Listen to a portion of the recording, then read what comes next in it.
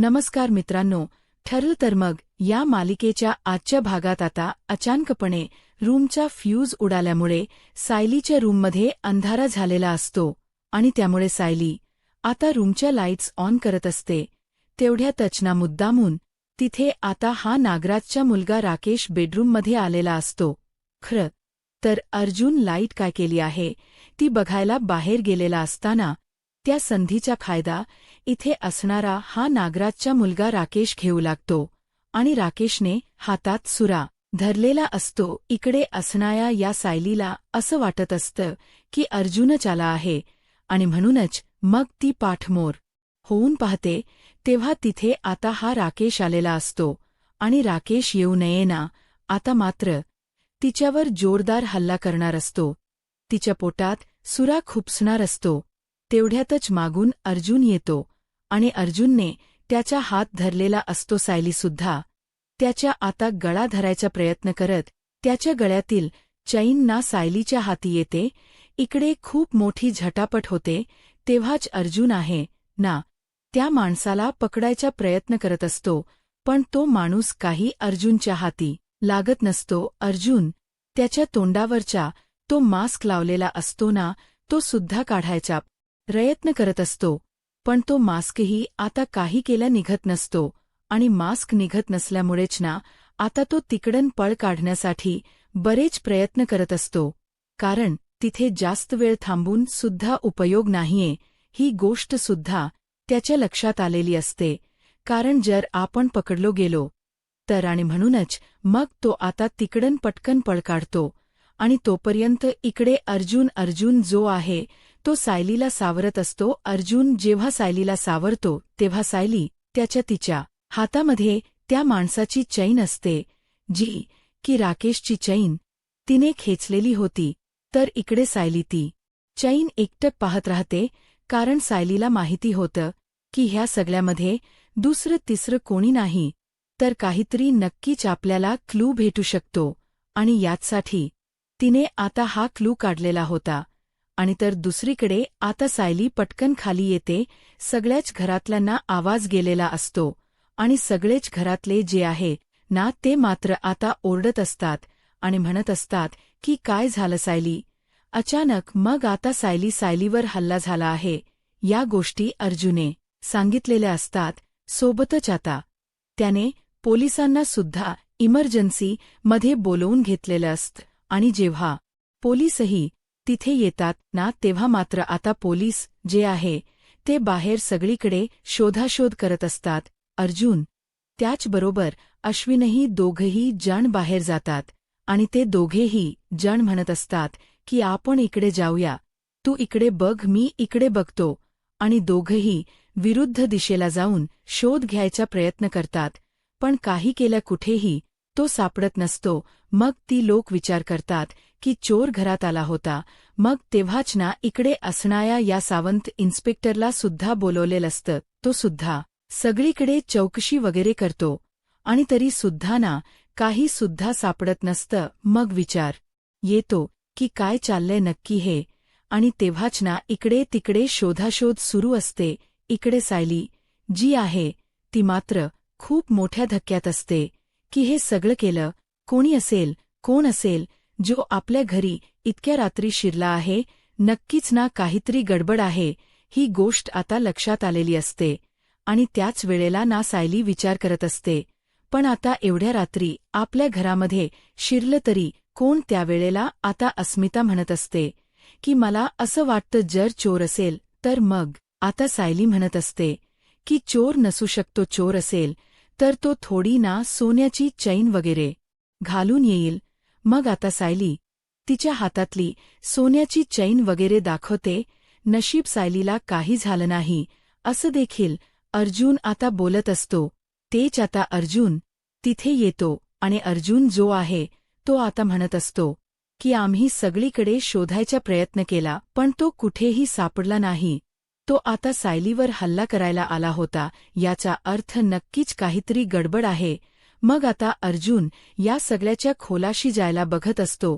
तेच आता सायलीच्या हातातली जी चैन आहे ती पाहून अस्मिता म्हणत असते की ही चैन ना कुठेतरी बघितल्यासारखी वाटते, पण नेमकी कुठे हे काही केल्या कळत नसतं.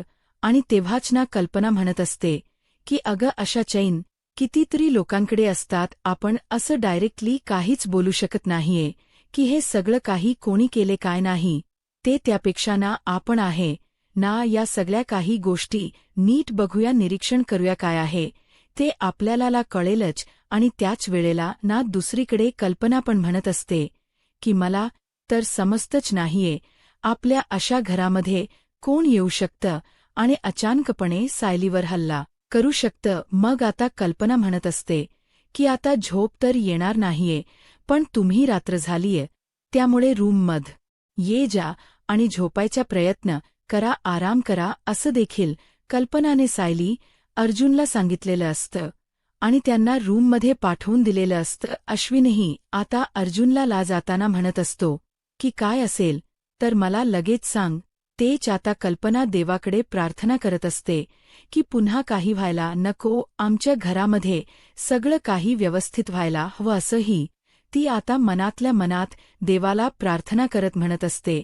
तेच दुसरीकडे आता इकडे राकेश जो आहे तो मात्र सुमनवर वैतागलेला असतो. त्याला असं म्हणायचं असतं की तू का आई बाबांबद्दल काहीच बोलत नाही, आल्यापासून मी बघतोय बाबांबद्दल एक चकार शब्द तू काढलेला नाहीये. अरे तुझ्या बाबांनी आतापर्यंत किती त्रास दिलाय, या सगळ्या काही गोष्टी कशा काय तू विसरू शकतेस नाही, या सगळ्या काही गोष्टी नाही विसरते मी. मग आता सुमन म्हणते की तुझ्या बाबांनी मला किती त्रास दिलाय ना हे तुला माहिती नाहीये, आणि म्हणूनच तर ना मी तुला या गोष्टी ज्या आहेत ना त्या सगळ्या काही गोष्टी सांगायचा प्रयत्न करते. पण नाही, मी असा विचार करतोय की जेव्हापासून मी आलोय तेव्हापासून तू बाबांबद्दल चकार शब्द बोलत नाहीये. तू बोलायला हवं होतस बाबांबद्दल काहीतरी, पण तू काहीच बोलत नाहीयेस.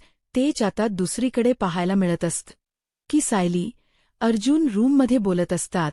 तेच आता सायली अर्जुन बोलत असताना इकडे अर्जुन म्हणत असतो की आज हा माणूस घरात आला होता, याचा अर्थ तू विचार करतेस का? म्हणजे याचा मी जरा बारकाईने विचार करतोय. म्हणजे बघ ना या सगळ्या काही गोष्टी, आणि हे सगळं काही म्हणजेच बघ जेव्हा तुझ्यावर हल्ला झालाय हे हल्ला आणि मधुभाऊंवर झालेला हल्ला हा एकाच माणसाने केलाय असं मला वाटते. म्हणजे बघ त्या दिवशी सुद्धा मधुभाऊंवर हल्ला झाला आणि तो सुद्धा अशाच एका माणसाकडून करून आणला, आणि आज तुझ्यावर जो हल्ला झालाय तो सुद्धा तसाच झालाय. यावरूनच मला असं वाटतंय ना की नक्कीच काहीतरी गडबड आहे. आणि ही गोष्ट सुद्धा लक्षात येते का तुझ्या की बघ आता तुझ्यावर हल्ला झाला तेव्हा तुला कोणतीतरी गोष्ट कळली होती. अर्जुनच्या लक्षात येतं लेटेस्टमध्ये सायलीला ती तन्वी असल्याचं कळलेलं होतं, आणि त्यामुळेच आता या सगळ्या काही गोष्टी अर्जुन लक्षात आणून मग म्हणत होता की काहीतरी गडबड आहे. आणि त्यामुळेच तो म्हणतो की म्हणजे बघ आता तुला कळलं होतं की ह्या सगळ्या काही गोष्टी झाल्या म्हणूनच तर तुला हे सगळं काही समजलं. मग जेव्हा तुला कळले की तू मधुभाऊंनी तुला सांगितले की तूच तन्वी आहे, याचा अर्थ मधुभाऊंना जेव्हा कळलं होतं की तूच तन्वी आहे तेव्हाच तर मधुभाऊंवर हल्ला झाला असेल. म्हणजे जेव्हा मधुभाऊ आपल्याकडे आले होते तेव्हा मधुभाऊंना सुद्धा या गोष्टी कळल्या असणार, आणि त्यामुळेच त्यांच्यावर असा प्राणघातक हल्ला झाला. मग तेव्हा तर आता या दोघांचाही विचार सुरू असतो की हो तुम्ही बोलताय ते बरोबर आहे. म्हणजे आता जसं की अर्जुनला कळलेलं होतं की सायलीला या तन्वीजबद्दलच्या गोष्टी कळल्यात म्हणून तन्वी म्हणजे सायलीवर हल्ला झालाय का, तर ही गोष्ट इतर कोणाला कळू नये यासाठी आता सायलीला ही गोष्ट पटलेली असते. सायलीम म्हणत असते की बरोबर आहे तुम्ही म्हणताय ना ती गोष्ट आता मला सुद्धा पटायला लागली.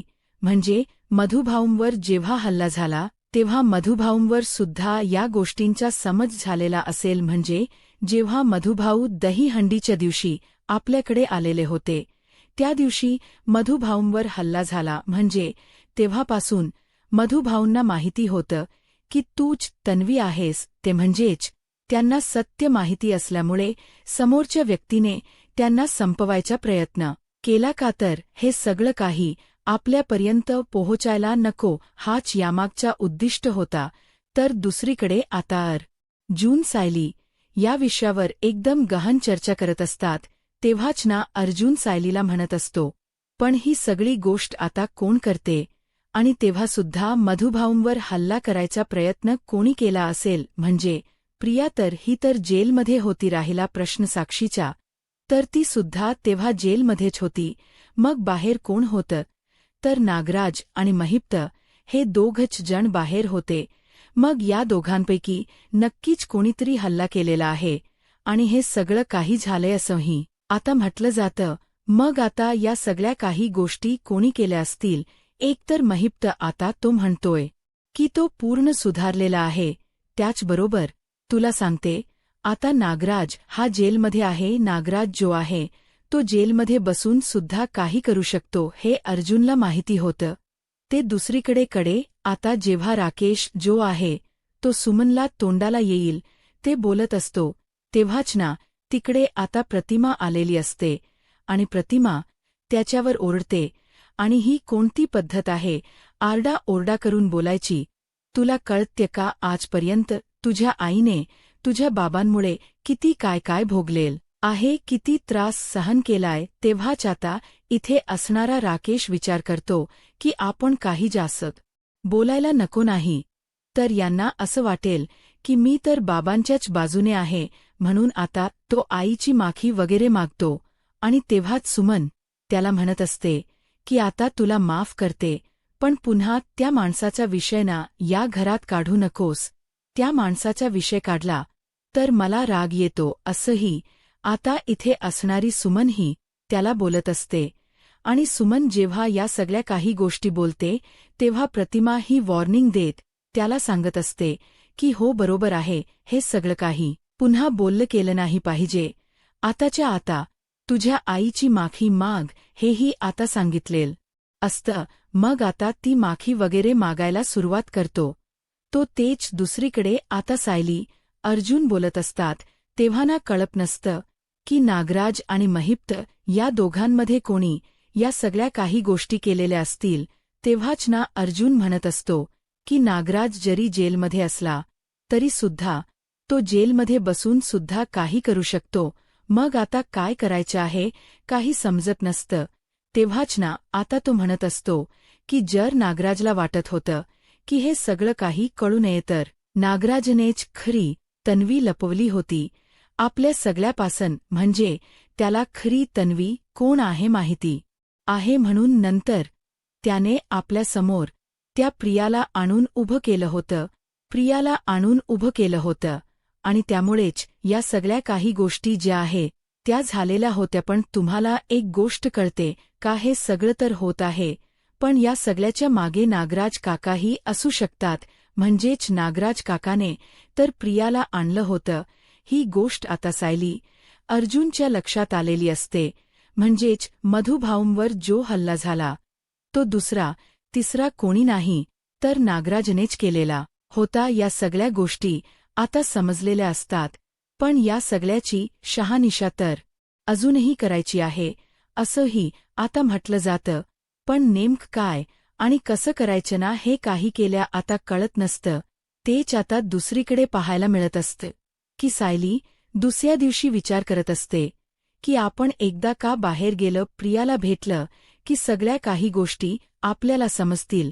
त्यापेक्षा आपण ना बाहेर जाऊया आणि या सगळ्या गोष्टींचा पाठपुरावा करूया प्रियाला भेटायला. आता सायली निघालेली असते तेवढ्यातच बाहेर ना दारावर प्रिया आलेली असते. आणि प्रिया आलीय ही गोष्ट कळल्यामुळे आता सगळ्यांचाच गोंधळ उडालेला असतो. कल्पनाने हाका मारून सगळं यांना बोलवून घेतलेलं असतं. तेव्हा सगळी जण समोर येऊन बघतात तर काय तिथे प्रिया असते. आणि प्रिया तिथे येऊन ना आता कांगावा करू लागते. प्रियाला समोर बघून सायली म्हणत असते की तुझी हिंमत कशी झाली घरात यायची? तेव्हाच आता सायलीला ती म्हणत असते की काय मी काय येऊ शकत नाही का? मी तुम्हा सगळ्यांना भेटायला आली आहे असं देखील प्रिया आता म्हणत असते. तेच बरोबर इकडे नागराजला भेटायला अर्जुन गेलेला असतो आणि नागराजला भेटायला अर्जुन गेलेला असताना अर्जुन आता नागराजची कॉलर वगैरे धरतो आणि अर्जुन नागराजला आता म्हणत असतो की तुला आता सोडत नसतो, खरोखर सांग इथे बसून कोणाला सुपारी देतोयस, कारण मला माहिती सायलीवर हल्ला करणाराही तूच आहेस आणि मधुभाऊंवर हल्ला करणारा सुद्धा तूच आहेस. या सगळ्या गोष्टी मला कळत्य. तुला असं वाटत असेल की कळत नाहीये, पण मधुभाऊंची आज जी अवस्था आहे त्याला सर्वस्वी तूच जबाबदार आहे, हेही मला माहिती आहे. असंही आता म्हटलं जात वाजूकडे. दुसरीकडे नागराज म्हणत असतो की तुझ्याकडे काय पुरावा आहे की हे सगळं काही मीच केलं आहे, उगाच आहे ना माझ्यावर. नाही, ते आरोप करू नकोस. मी कशाला मारू मधुभाऊंना? मधुभाऊंच्या आणि माझा काही संबंधच आहे नाही, मग मधुभाऊंना मारण्याचं काय येत्य? असंही आता म्हटलं जातं. तेच आता दुसरीकडे अर्जुन चिडलेला असतो आणि अर्जुनला माहिती असतं की हा आता जरी दाखवत नसला तरी नक्कीच याच्या सख्याच्या मागे हा नागराजच आहे. ते म्हणूनच आता अर्जुन नागराजला खोदून विचारायचा प्रयत्न करत असतो. त्याच वेळेला नागराजाही त्याला सांगत असतो की एक गोष्ट लक्षात ठेव, जरी आता तुला माहिती असेल की मधुभाऊंवर हल्ला मी केलाय, तर त्या सगळ्यामध्ये तू काय करू शकतो ते तरी मला सांग ना.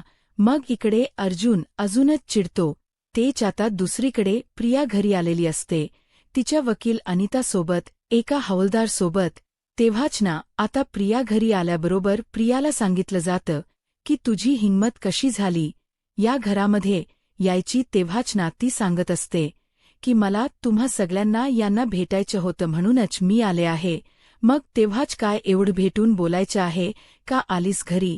मग आताच्या आता चालती हो या भाषेतच ना आता इकडे असणारा अश्विन हा बोलत असतो. त्याचबरोबर कल्पनासुद्धा सांगते की आम्हाला तुझं तोंडही बघायचं नाहीये. तुझ्यामुळे आज या घरावर काय वेळ आली आहे, या सगळ्या काही गोष्टी आम्ही कधीही विसरणार नाही. तुझ्यामुळे हे घर जे आहे ना ते पूर्णपणे विस्कटलं आहे. त्याच वेळेला सायली सुद्धा म्हणत असते आणि अस्मितासुद्धा तिच्या अंगावर ओरडते आणि म्हणत असते की तुला जसं वाटते ना की या घरामध्ये तुला आता प्रवेश मिळेल, तर तसं मिळणार नाहीये. तू या घरात घुसण्याचाही प्रयत्न करू नकोस. तेव्हाच ना इकडे असणारी प्रिया म्हणत असते की मी खास परवानगी घेऊन आलेली आहे, मला तुम्हा सगळ्यांशी बोलायचं आहे. तेव्हाच कल्पना म्हणत असते की तुला काय बोलायचं? मग तेव्हा इकडे अश्विन विचार करतो की ही आता इथे जास्त वेळ थांबली की नक्कीच आहे ना आमच्या बायाबद्दल काहीतरी बोलू शकते आणि या सगळ्या गोष्टी नको वाटत असतात अश्विनला. म्हणून अश्विन म्हणत असतो निक. तर कल्पनासुद्धा आता तिला म्हणत असते की तुझं ना आम्हाला मला काही सुद्धा ऐकायचं नाहीये, तू चालती हो. तेव्हा आता प्रिया रडत रडत म्हणत असते की तुम्ही माझं सोडा, माझं नको ऐकून घेऊ, पण मला जे काही म्हणायचं आहे ते समजा. माझ्या पोटात अश्विनच बाळ आहे, त्याचसोबत सुभेदार कुटुंबाचा वारस.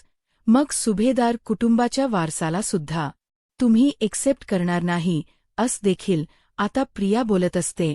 प्रिया जेव्हा रागारागात या सगळ्या काही गोष्टी बोलत असते तेव्हा मात्र सायली सुद्धा खवळलेली असते. सायली म्हणत असते की उगासे सेना तोंडाला येईल, ते बोलू नकोस, खोट सांगू नकोस. आम्हाला माहिती आहे तू या घरात शिरण्यासाठी कसे आणि किती काय प्रयत्न करतेस ते. आता जेव्हा ती बोलून गेलेली असते तेव्हा मात्र अश्विनने तर मान खालीच घातलेली असते. तर दुसरीकडे मात्र आता नागराजने म्हटलेलं असतं अर्जुनला की तू कसं सिद्धू करू शकतोस की मीच मधुभाऊंना मारलेलं आहे? अर्जुन म्हणत असतो की मला माहिती आहे की तूच हे सगळं केलेल. हे शोधायला गेलो तर वेळ लागणार नाही. पण त्यावेळेला आता जो नागराज आहे तो हसू लागतो आणि इथे असणाऱ्या अर्जुनला म्हणत असतो जाबर, तुझ्या परीने तू प्रयत्न करून बघ, पण मला असं वाटतं ना की या सगळ्यासाठी एकच शिक्षा आहे, जी म्हणजे जन्मठेप. ती ऑलरेडी मी बघतोय. म्हणजे तू जरी काही करायचा प्रयत्न केलास, या सगळ्या गोष्टींच्या मुळाशी गेलास, तरी सुद्धा जरी मी खरास गुन्हेगार आहे तुला सापडलोय तरी तुम्हाला काय करू शकणार आहे? ऑलरेडी मी इथे आहेच की पोलीस स्टेशनमध्ये दुसरी कोणती शिक्षा मला भेटणार आहे, शिक्षा द्यायची ती फुगणारच आहे. मी डबल जन्मठेप तर नसतोच ना. असंही बोलून तो मुद्दामून ना अर्जुनला चिडवायचं काम करत असतो. अर्जुनला प्रचंड राग येत असतो. एकतर इकडे अर्जुनला या सगळ्या काही गोष्टींना नको नकोशा वाटत असतात, तेच इकडे प्रियाने तमाशा केलेला असतो. प्रियाने आता सगळ्यांसमोर सांगून टाकलेलं असतं की ती आता अश्विनच्या बायाची आई आहे. अश्विन तिला अक्षरशः घराबाहेर काढते. प्रिया म्हणत असते की मला बोलायचं आहे, आणि त्याचबरोबर इकडे असणारी प्रियाची वकील जे आहे ती सुद्धा म्हणत असते की तुम्ही असं त्यांना बाहेर काढू शकत नाही. त्यांना काय बोलायचं आहे ते तुम्हाला ऐकून घ्यावंच लागणार आहे. मग तेव्हाच ना इकडे प्रियाचा हात फेक झटकला जातो, आणि तेव्हाच ना प्रिया सगळ्यांना तेच सांगत असते की मी प्रेग्नेंट आहे. आणि ही गोष्ट अश्विन आणि त्याचसोबत अर्जुनला सुद्धा माहिती आहे. हे गोष्ट कळल्यानंतर सायलीला तर धक्का बसतो की अर्जुनला सुद्धा ही प्रेग्नेंट असल्याचं माहिती आहे. मग ह्यांनी माझ्यापासून ही गोष्ट काल बोली हा विचार ना मनामध्ये ती करत असते. तेव्हाच दुसरीकडे कल्पना म्हणत असते की कशावरना हे सगळं तू खरं बोलतेस. त्यावर अस्मिता सुद्धा चिरत असते. कल्पनाला मात्र वारस आहे ऐकल्यानंतर खूप मोठा आनंदाचा धक्का बसलेला असतो. पण तेव्हाच ना इकडे ती म्हणत असते की खरं खरं सांग, या सगळ्या काही गोष्टी तू खरं सांगतेस का. तेव्हा प्रिया म्हणत असते की हो मी खरं सांगते. माझ्या पोटात सुभेदारांचा वारस आहे, माझ्याकडेच आहे. प्लीज तू समजून घे आई. मला माहिती आहे निदान तू तरी मला समजून घेशील. ते असंही आता इथे असणारी प्रिया जी आहे ती बोलत असते, आणि प्रियाना आता इकडे असणाऱ्या कल्पनाचे पाय पडत असते आणि म्हणत असते की प्लीज प्लीज तू तरी मला एक्सेप्ट कर. मला ना लवकरात लवकर तिथून बाहेर पडायचे आहे. तुझं बाळ म्हणजेच माझ्या पोटात अश्विनच बाळ आहे हे म्हटलेलं असतं. पण सायली आता म्हणत असते की बस झालं, पुरे झालं. आम्हाला खोट सांगून ये ना. या घरात घुसण्याचा प्रयत्न तू करू नकोस. तेव्हा ती आता आपल्या पोटावर हात ठेवते आणि म्हणत असते की मी खरं सांगते सायली, माझ्या पोटात खरंच अश्विनच बाळ आहे. तेव्हा सायली विचार करते की यांनी ही गोष्ट माझ्यापासून कालपले. पुढील भागात मध्ये पाहायला मिळतं अक्षरशः प्रियाने तिथे लोळण घेतलेलं असतं आणि ती ह्या गोष्टी ख्या आहे त्या सांगत असते. तेवढ्यातच अर्जुन आलेला असतो आणि तो त्याला विचारलं जातं की बघ तू तरी विचार आता, तू तरी सांग ना तुझ्या बायकोला की ही गोष्ट तुला आधीपासून माहिती होती. मग तेव्हाच ना सायली म्हणत असते की त्यांना आधीपासून माहिती असो अथवा नको, पण मला एक गोष्ट सांग, तुला या घरात यायची परवानगी दिली तरी कोणी तुला वाटत असेल की ही सगळी नाटक करून या घरात शिरता येईल, पण हा तुझा गैरसमज आहे. आताच्या आता या घरातून चालतीयो. तुला असं वाटत असेल की बाळाचा विचार करून तुला आम्ही घरात घेऊ, पण नाही. असं बोलून प्रियाचा हात धरलेला असतो आणि प्रियाला आता घराबाहेर काढलेलं असतं. त्यामुळे आता प्रियाला घराबाहेर काढल्यामुळे आता प्रियाचा प्लॅन फ्लॉप झालेला असतो. आता पुढे काय होईल हे पाहायला आत्ताच माझा महाराष्ट्र या यूट्यूब चॅनलला सबस्क्राईब करा. धन्यवाद.